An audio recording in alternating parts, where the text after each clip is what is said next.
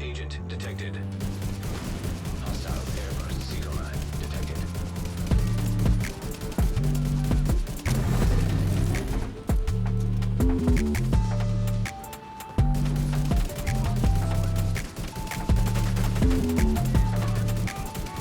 Bro, I'm about to kill I killed the other rogue without even shooting him once.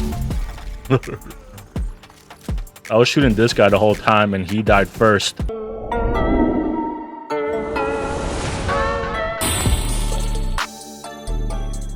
Why did the UIC15 and Ongoing Directive start a ban?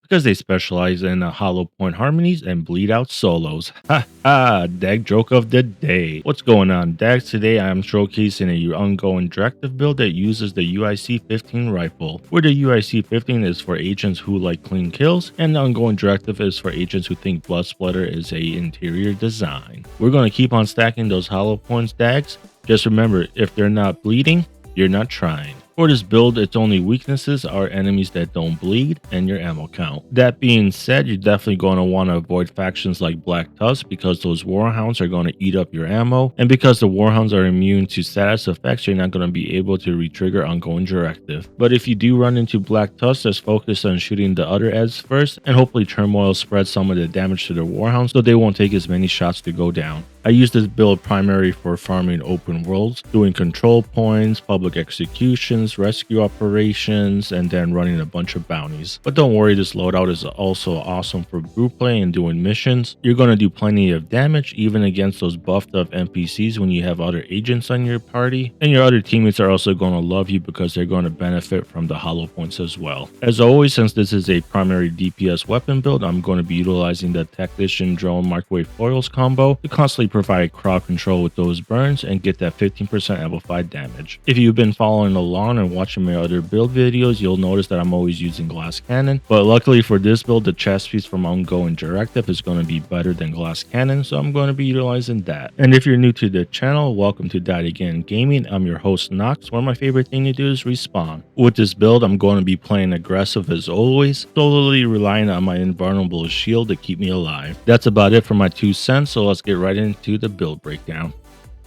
As you can see from my loadout, I went with 5 reds and 1 blue, but if I'm able to find a palisade double crit with vigilance, I'll have another red core. For the specialization, I'm going with sharpshooter to give me access to my favorite skill this season, the Technician Drone. We're also going to benefit from that 15% headshot damage, that weapon stability, recoil reduction, and target requisitioning. For the primary, I'm using the underrated UIC15. This gun definitely doesn't get enough love. With its high base damage, it combos beautifully with the Turmoil kneepad, and this gun has some crazy good handling. I have it rolled with damage to target out of cover. As you can see, the accuracy and stability is super high, and the reload speed is only 1.33 seconds, which is going to get even lower once we get our rogue momentum stacked up. I have the Talent Sadist to give me that 30% amplified damage to bleeding targets, which is super easy to proc thanks to the Ongoing Directive's hollow point bullets. And these are the mods that I went with, going heavy on the critical hit damage. For the secondary, I have the Grudge. I have it rolled with damage to target out of cover, and we're going to be utilizing the Talent Perfect Vindictive, where I and my teammates are going to get a 20-second buff that gives us 21% critical hit chance and 21% critical hit damage. And these are the mods that I have for it. For the sidearm, it don't matter what you use, but an honorable mention is the Orbit. For my first armor piece, I have 1 palisade for that 10% armor on kill, double crit with a critical hit damage armor mod, and I went with the Talent Vigilance, and the Talent Wicked is an awesome alternative. For the knee pads, I have the name Turmoils. They come double crit, and these knee pads come with the Talent Bewildered, and the way that they work is the damage is split up 50-50,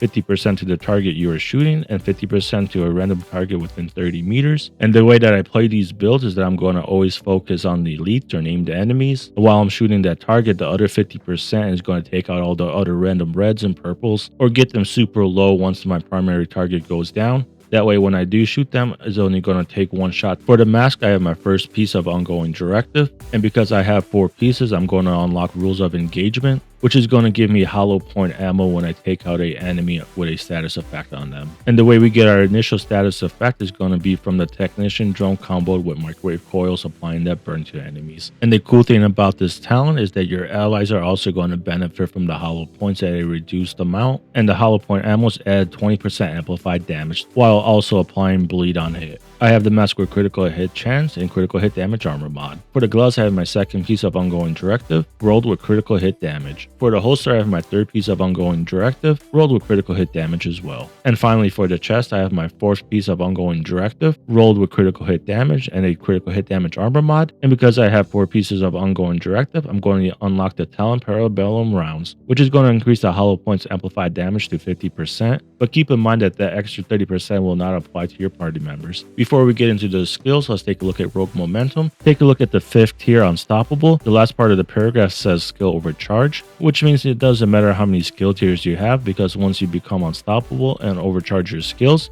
are going to instantly benefit from the overcharge buffs, and some skills even have additional effects. And on a side note, remember to take out blacklisted marked enemies, because when you do, you get a 15-second buff that gives you 10% weapon handling and 10% critical hit chance. For the first skill, I have the Crusader Shield, and when it's overcharged, you're going to get those awesome buffs. And additionally, the skill is going to become invulnerable, meaning that the shield won't take any damage and can't be destroyed, but it will still be prone to explosion, so keep that in mind, and it won't block status effects. For the second skill, I have the Technician Drone, and these are the buffs you're going to get when it's overcharged.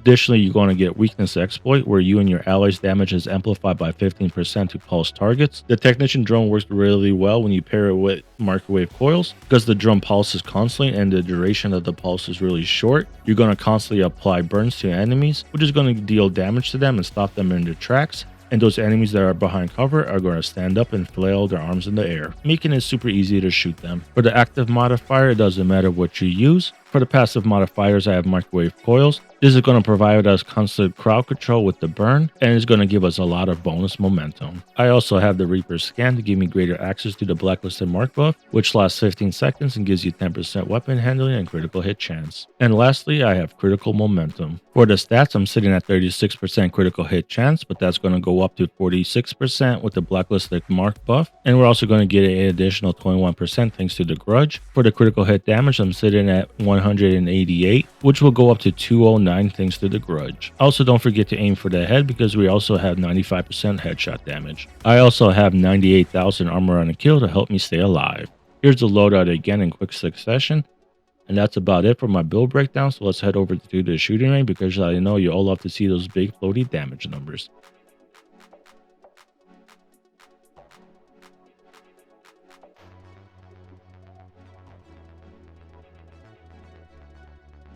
Let's take a look to see how Turmoil works. I'm going to shoot this target in front of me and take a look to the targets on the left. You're going to notice that they're also going to take damage. You can see them going down pretty quick as well. And once the primary target is down, it's going to be super easy to clean up the rest. And here's the damage that you do with the UIC15. So on the average, you're doing 1.4 million. Now let's boost the critical hit chance and critical hit damage with the Grudge. Now we're hitting for 1.5, 1.6. And here's the damage to pulse targets. So 1.7 and 2.1, not too bad. And here's the damage to the head. It's about 2.2 million, 2.8, not too bad. That's about 5 million that's getting split up between 2 targets. And here's the UIC15 at long range. I'm not going to hold the joypad at all. I'm just going to shoot the gun. As you saw, it didn't really bounce around too much, and I was able to take out the named target pretty easily.